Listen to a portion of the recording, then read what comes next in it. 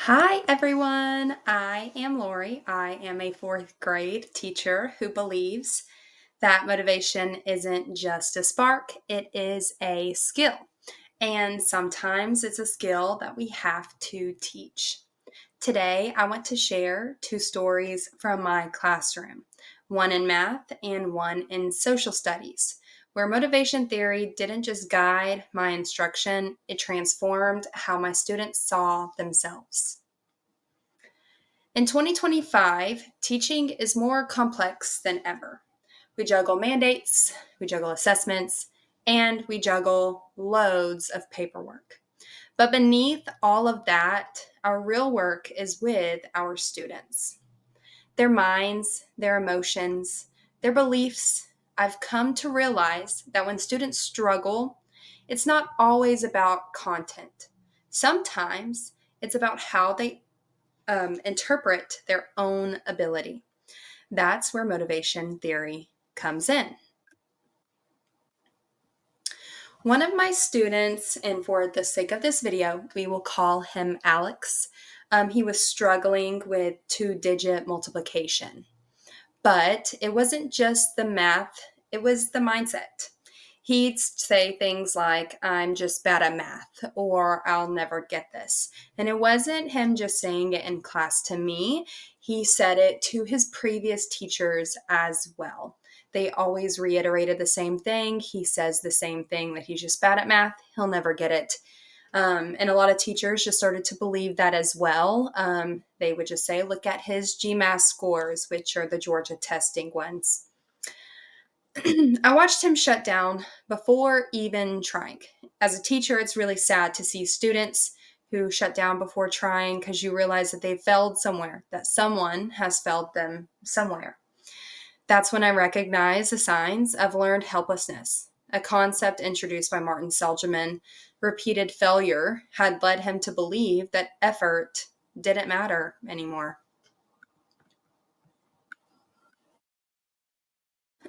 I turned to Bernard Weiner's attribution theory. It helped me understand how students interpret success and failure.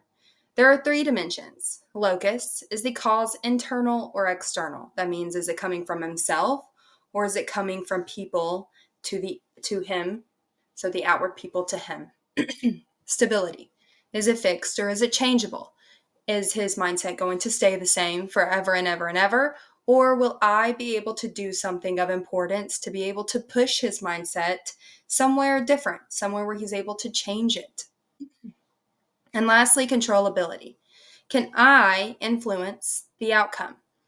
That is a question every teacher asks themselves. Every teacher from pre-K to a college professor asks themselves, am I able to change the outcome of the student? Am I able to push his mindset away? Am I able to push her mindset away? Am I able to influence the student so greatly that they're able to do the work that you put in front of them and be happy with the work that you put in front of them?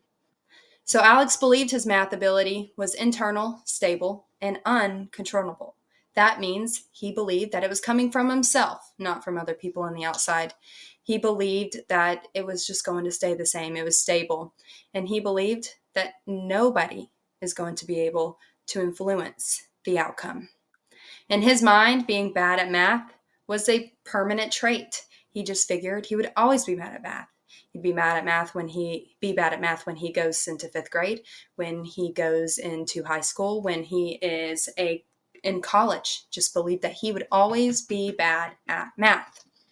My goal was to shift that attribution to help him see that success comes from effort and strategy, not fixed ability. I wanted to see if I was able to push him through effort. So that's when I decided to come up with the Math Master Badge Challenge. Over 3 days, Alex solved problems using different strategies: area model, partial products, lattice method, and standard algorithm. We were learning our multiplication unit at this point, and multiplication was a hard one for everybody, but for Alex, it seemed a little bit more difficult. After solving, he reflected on which strategy helped him most and designed a badge to celebrate effort and strategy. Designing this badge Helped him set the mood. Okay, I know how to do lattice. Okay, I know how to do area. Standard may be a bit hard, but at least I know that these are two things that I am able to do. This wasn't about getting the right answer. It was about trying. It was about trying different things, trying different methods, about reflecting. Am I able to do this? Did I do it correctly? Okay, here I messed up some, but I am still able to attempt. And growing. Growing, you're putting your mindset forward. You're forcing a new mindset. Forcing a new mindset is very hard, okay? Especially hard for children, especially if they think that themselves. So then I introduced anchor phrases like I kept trying even when it was hard. When he sat down at my small group table and it was a one on one session and he felt, this is way too hard. I'm not able to do this. I said, okay, well, let's just say I am going to keep trying even when it's hard. And we also had another one. I used a new strategy. Using new strategies helps students build more confidence with themselves. When he was doing this, I gave him effort based feedback in one on one sessions. I did not give him feedback based on if he got the problem correct. I gave him feedback based off of his effort, if he tried. That was the main thing that I was trying to do, was get him to know that I am here and you are learning. You are trying. I also used reflection prompts, like what helped me succeed today. These reflection prompts really boosted his attitude. Writing, you don't find that often in math, but I tried to introduce this to him. We also had a prompt like, what strategy worked best for me? What can I try next time? I believe these prompts helped Alex shift his internal dialogue. Instead of saying, I'm bad at math, he started to say, let me try a different way. And that shift was everything. That is when I knew that, hey, maybe his mindset is starting to change a little. Alex's quiz scores rose from 58% to 72%. He started volunteering answers during group work, something he rarely ever did before. After earning his badge, he said, I earned it because I didn't give up. That moment was powerful. It wasn't just academic growth, it was emotional and cognitive transformation. I was very happy to see that he increased his persistence and his participation. It led me to believe that he was growing with his mindset. Now let's shift to social studies. During our unit on the United States Constitution, students could recall facts, but when asked to analyze compromises, they shut down. Many said, I don't want to get it wrong. That's when I saw performance avoidance goals in action. They weren't trying to learn, they were trying not to look incompetent. So, goal orientation theory explains how students' goals shape their engagement. Mastery goals promote learning and persistence. Performance approach goals focus on looking smart, and performance avoidance goals are avoiding embarrassment. My students were stuck in the performance avoidance. They completed low risk tasks, but avoided anything that required deeper thinking. I knew I had to reframe the classroom culture. And I know that social studies is not a fan favorite for many students. It could be tedious, it can be boring. So I knew that I needed to do something to push this classroom culture mindset so they'd be able to focus on their work and focus on doing something better, something more communicable. So I introduced a new routine: try, talk, and revise. For the try, I said that students wrote a quick response using starters. So I gave them starters and they got to write a quick response. I said, we will not be spending too much time on this, so do not overthink it. Here is some sentence starters. For the talk portion, they discussed with a partner using prompts like, I'm unsure about, for example, they could say, I'm unsure about the Great Compromise. And this helped them perform a communication. It helped them talk about what we learned. It helped them say, okay, well, maybe I'm not sure about the Great Compromise, but if we put our brains together, then we both could be sure. And the last was revise. They improved one sentence based on feedback. I did not want them to improve the whole thing. I just wanted them to improve one simple sentence. And this sentence changed everything. I modeled my own thinking, showing that mistakes are part of learning. Not everybody's going to get it right on the first time, if anybody is going to get it right on the first time. That is what learning is all about, mistakes. I said things like, I might be wrong about this, but here is my idea. That modeling helped normalize revision. I gave feedback using 2 stars and 1 stretch. We used anonymous drafts for public revision. I projected a student's work, named a strong revision move, and rewrote a line with the class.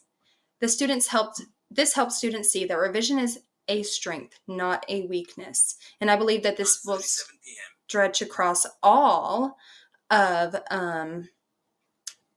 content areas, as my teaching partner is teaching revision in her ELA classes. This helps students realize, okay, well, I can do it in social studies. I'm able to do it in ELA. Instead of grades, I gave growth scores based on effort and improvement. I didn't want them to see, okay, well, I got a 50% on this. That was awful.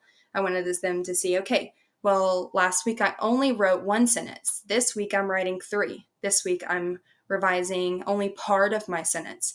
I wanted them to see that this is the growth that I want them to have. This is what I want them to do. This is everything. So, in the classroom, after that, the students started to take risks. They asked clarifying questions. They revised with pride. One student said, "This made me feel more powerful in social studies." Their writing became clearer and their engagement deeper. The classroom culture shifted from fear to curiosity. And as a teacher, you never want your students to feel feared in the classroom. You want them to be open. You want them to be able to explore new things. And again, I know the United States Constitution is not something that many fourth graders, much less many adults, want to dive deep into. But now that we have gotten past this, my students understand the United States Constitution. They understand that there are 3 branches to our government. They understand why there are 3 branches to our government, because they want to know these things. They want to ask these questions. So these experiences taught me that motivation is teachable. Attributional retraining and mastery framing aren't one-time fixes. It's not. So I can't just throw it out there and say, okay, well, I did this, so they should be better about their motivation. They should want to be motivated by everything. They're kids. They're not going to want to be motivated by anything. They need someone to push them to be motivated. And I think that's what teachers are there for. That's what I think the adults in their life are there for. They need that motivation to be pushed. They need them to be motivated. I believe it requires constant modeling. It requires constant language and trust. And when I say modeling, you need to actually do it in front of them. You need to say this. This is where I'm lacking right now. I'm not being the best teacher that I could be. I don't think I explained the strategy, but I think that I can explain it better, and here's why. Go for explaining it better. They like to see that sometimes teachers fail. They like to see that you make mistakes sometimes. They need trust too. They need to be able to trust that you are not going to be able to throw it back in their face if they make a mistake. They need to feel safe, secure. During this process and learning about all of these motivational theories, it kind of helped me know that I need to be more motivational when it comes to teaching my students. I can't just teach them. I need to motivate them. I need to motivate them to be able to see that, hey, this might be hard, but we can get through it, especially if we talk it out. When I was doing the casual attribution and now this, it just really, really helped me become a better teacher. I feel more connected to my students' emotional and cognitive needs than I ever did before. I've learned that when we shift how students explain success and how failure, we shift how they learn. So what's next? That's a big question. I believe that I will be expanding these routines into math and science. Math is more, this is you do this, and this is how you get the operation. Whereas science, you get to explore a little. So I'll start reflection journals to track attributional shifts, and I will definitely be advocating for professional learning on feedback language. I think it's very important to use the correct language when it comes to children, especially with motivation. It's also very important to use the correct language when it comes to adults with motivation as well. I know every adult is able to motivate themselves, but it's actually doing it is the hard piece. I also want to explore how developmental, gender, and cultural factors shape attributional styles. So my interventions stay inclusive and responsive. I want to be able to reach out to the next person. I don't want it to just be based on one person. I want it to be based on everybody that comes into my classroom. So I will leave you with a closing quote. One of my students said, "I used to think I couldn't do math. Now I know I just needed to try a different way." That quote says all. Mindset matters. And when we retrain it, we don't just teach content, we empower learners.